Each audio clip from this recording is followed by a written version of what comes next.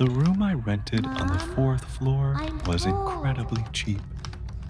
The only Mom? thing was, the wooden I'm cabinet cold. in the corner of the room made a sobbing sound every night. I moved into an old room, so cheap it was hard to believe. Inside the room, everything was simple, except for a locked wooden cabinet. The cabinet was locked.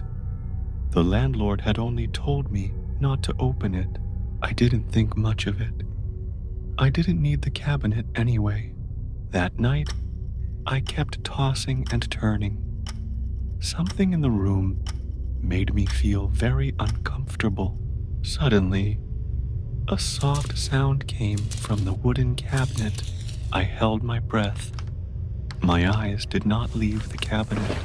The scratching sound was steady, like a child's fingernails scratching the lid of a coffin. I clearly felt someone's eyes looking at me from inside the wooden cabinet. I thought I was seeing things, but the cabinet shook slightly. I did not want to open my eyes, but the crying sound got closer every night.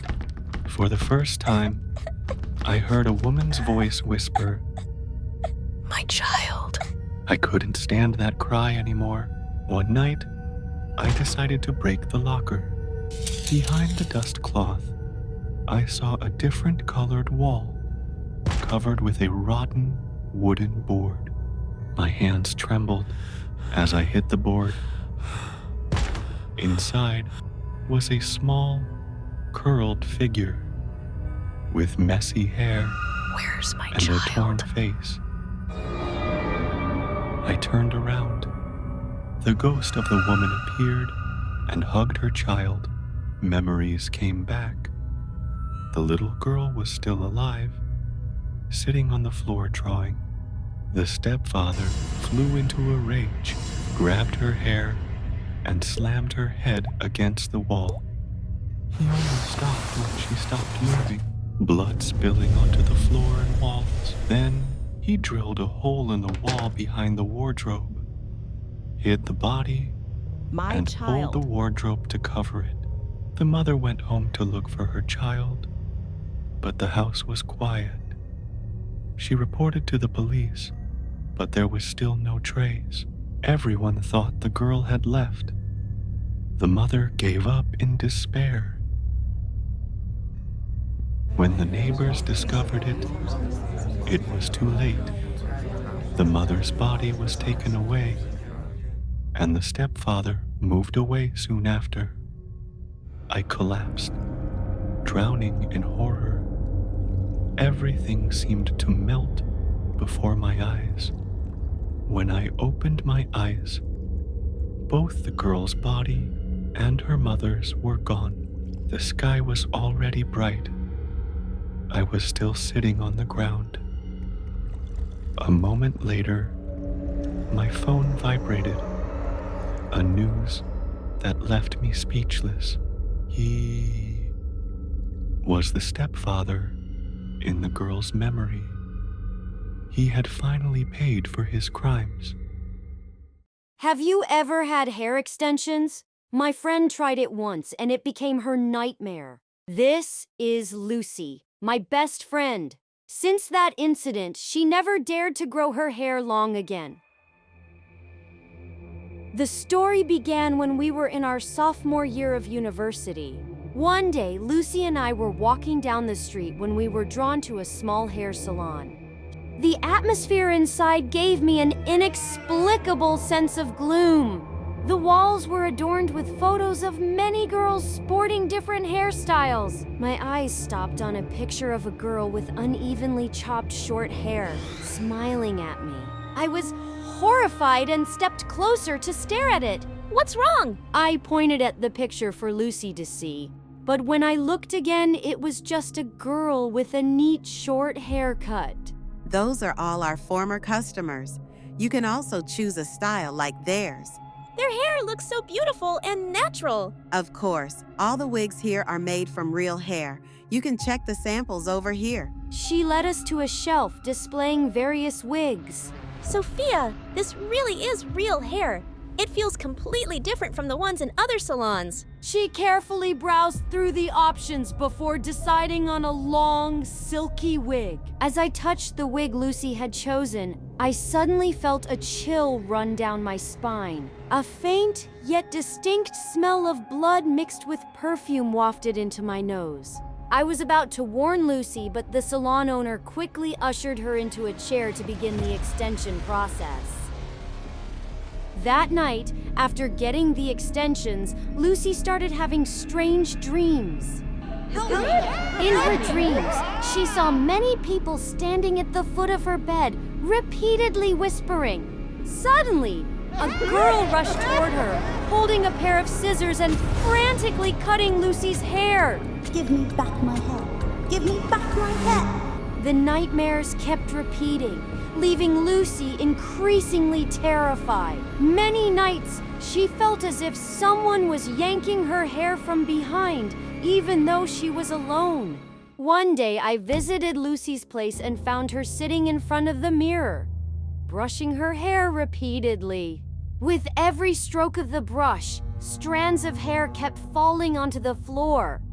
Lucy, why is your hair falling out so much? It's not. I feel like I have even more hair now. Look at the floor! Only then did Lucy panic. She ran her fingers through her hair and a large chunk fell out, tangling in her hand. She turned to the mirror, horrified to see her hair in uneven patches, some short, some long. A chill ran down my spine. I couldn't believe what I was seeing. The next morning, we rushed back to the salon to have the extensions removed. But when we arrived, we were stunned. The place was crowded with people, gathered to witness something shocking. Excuse me, what's going on here? I heard the owner of the salon kidnapped people, cut their hair to sell, and then killed them. At that moment, the police escorted the salon owner out of the shop. She flinched slightly when she saw us, then quickly averted her gaze. As the crowd gradually dispersed, I looked into the shop and was horrified to see my own picture hanging on the wall. But the photo had been altered. Someone had deliberately changed Lucy's face. Lucy, when did you take this picture? I never took any photos here. After that day, Lucy's behavior changed drastically. She would sit blankly in front of the mirror, then suddenly grab a pair of scissors and frantically chop off her own hair. Lucy now looked exactly like the shadowy figures she had described from her nightmares. From that moment on, I never saw her grow her hair long again. Though many years have passed, whenever we talk about it, we can't help but shudder. I never forgot that summer, the most terrifying time of my life. After my parents got divorced, I moved in with Aunt Clara, a distant relative of my family. Her house was eerily quiet, with curtains always drawn shut, whether it was day or night. That night, while I was sleeping, I heard a piano melody echoing through the silence. The haunting, sorrowful notes sounded like a choked sob in the night. When I went out to check, the sound abruptly stopped. The next morning, I asked Aunt Clara about it, but she said I had only been dreaming. But through Aunt Clara's evasive gaze, I knew she was lying. I felt that someone was inside, and I wanted to know who it was. That night, I didn't sleep, my eyes fixed on the door of my room. At exactly midnight, the piano music started again, louder than ever. I left my room and slowly approached the door across the hallway. As I drew near, the door creaked open. Bit by bit, I felt as if an invisible force was guiding my legs, pulling me into the room. It was a dark bedroom, dimly lit by the pale moonlight spilling through the window. Beside the bed stood an old, dusty piano. The most terrifying part was that the keys were moving on their own, though no one was sitting there. Suddenly, I saw a girl in a worn white dress standing near the window. Her long hair covered her face, revealing only a twisted, pale smile. Come play with me. In an instant, my whole body was yanked toward the piano. As my fingers touched the keys, fragmented memories flooded my mind. A girl in a white dress, sitting at the piano on a grand stage. She played with all her passion, her hands gliding gently over the keys. Suddenly, the ceiling light crashed down right where she sat. I screamed in fear, but no sound came out of my throat. Jack, why did you come in here? That was when I snapped back to reality. Aunt Clara stood beside me, her face pale with fear. Afterward, I tried to calm down and told her everything. Upon hearing it, Aunt Clara broke into sobs. It turned out that the room across from mine had belonged to Emily, her daughter. Emily had loved playing the piano, but an accident that year left her unable to play ever again. Unable to accept the truth, Emily took her own life in that very room.